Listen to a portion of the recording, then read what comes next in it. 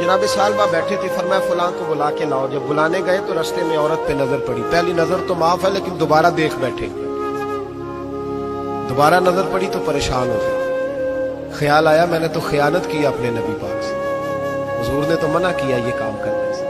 अब वापस हुजूर के पास नहीं आए, जंगल में चले गए। इब्ने कदामा ने किताबु तव्वाबीन में इस रवायत को लिखा है, कहते हैं 40 दिन वो पहाड़ों में रोते रहे कि या अल्लाह मुझसे गलती हो गई। कितने दिन? अब हमारा शुगल है, इसको लोग गुनाह ही नहीं समझते। बदनिगाही तो कोई गुनाह ही नहीं, अब तो ये शुगल है। अब तो हमारे यहाँ माज़ अल्लाह ताला सियाने बयाने बंदे बीच बैठे होते हैं, जब ये बातें हो रही होती हैं, ये शुगल है हमारा। अब तो अब्बा के सामने बच्चा वॉलपेपर गंदी तस्वीर का लगाया होता है, पर वो कहता है उम्र है ना जी, उम्र है ना जी, मुझे पता ही नहीं है कितना गंद कर रहा है, ये तबाह हो जाएगा रूहानी तौर पर। अगर ये गंद देखने में उलझ गया तो इमाम शाफी का फतवा है, जिसकी नजर गंदी होती है उसका हाफजा कमजोर होता है, वो कोई बड़ा काम नहीं कर सकता, वो नफ्सियात का मरीज हो जाता है जो गंदी नजर वाला आदमी होता है। हमें पता ही नहीं कि हमारे मसाइल असल में है क्या। तो 40 दिन जंगल में रोते रहे, 40 दिन। महबूब सारा कुछ जानते थे पर खामोश रहे। हजरत जिब्रील अमीन आज़म ने अर्ज की, या रसूल अल्लाह, आपका वो गुलाम रो रहा है। रब कहता उसे बुला ले, मैंने उसका गुनाह माफ कर दिया। तो नबी पाक सल्लल्लाहु अलैहि वसल्लम ने हजरत मौला अली शेर खुदा जनाब सलमान फारसी को भेजा, फरमाया फलां जगह ले आओ।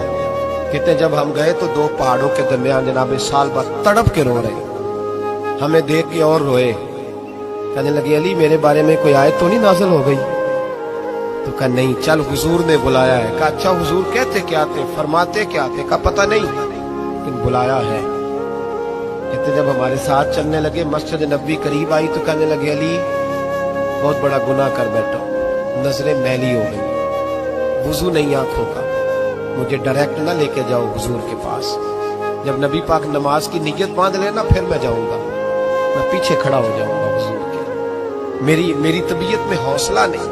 हाँ, यहाँ तो पता नहीं मैं किस तरह इश्क रसूल का दावा करता हूँ मिंबर पर बैठकर, और हमारी ये मिलाद आएगा तो महफिल मिलाद में इस तरह के दावे होंगे स्टेज पर के अलमान वाल हफीज, पता नहीं क्या क्या लोग कह देंगे, पता नहीं हमें हम क्या है और हम क्या कह रहे हैं। मन आनम के मन दानम, पता ही नहीं, और कितना बड़ा दावा कर दिया। का मेरे अंदर ताकत नहीं सामना करने। मौला अली फरमाते हैं जब हुजूर ने मगरिब की नमाज की नियत बांधी तो उन्होंने भी पीछे नियत बांधी। इत्तेफाक की बात यह कि हुजूर ने पहली रकत में सूरह इन्फितार पढ़नी शुरू कर दी, इज़ा समाउ फतरत व इज़ल कवाकिबु इंतसरत व इज़ल बिहार फुज्जिरत।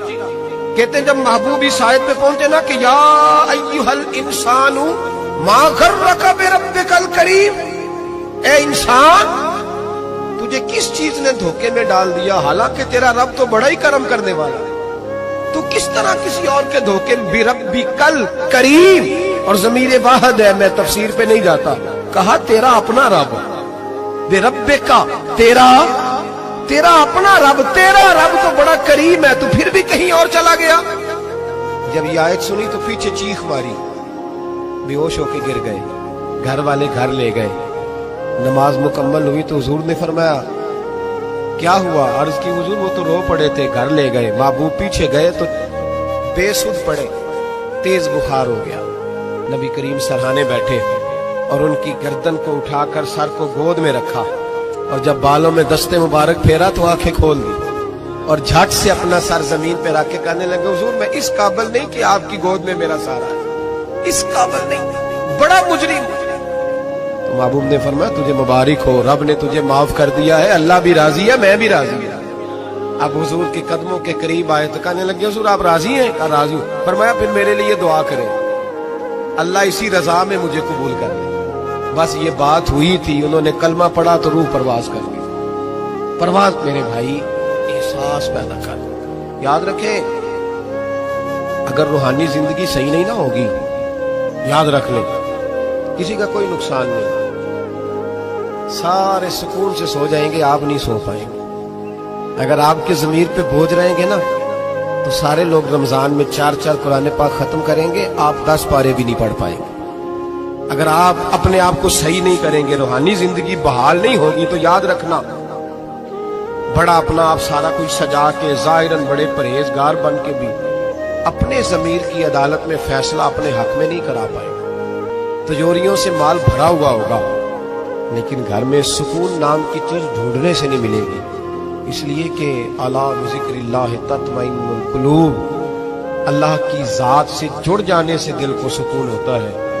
क्या बहुत बड़ी सजा नहीं मालिक की कि इंसान सारा कुछ करे, फारिग टाइम हो तो वो टीवी देखे? क्या बहुत बड़ी सजा नहीं कि 3-3 महीने की छुट्टियां भी उसे हों लेकिन वो एक सिपारा कुरान पाक ना पढ़ सके? वो गप्पे मारने बैठे तो 6-6 घंटे लगा दे और तस्बीह दी जाए तो 10 मिनट में बस हो जाए, दरूद पढ़ा ही ना जाए, ये सजा नहीं? क्या ये कम सजा है कि वो दुनिया दराज पे घूम आए लेकिन मस्जिद में जाए तो उसे कुछ बने? क्या सजा नहीं? अल्लाह से माफी मांगे, मिल के उसके हुजूर इस्तिगफार करें।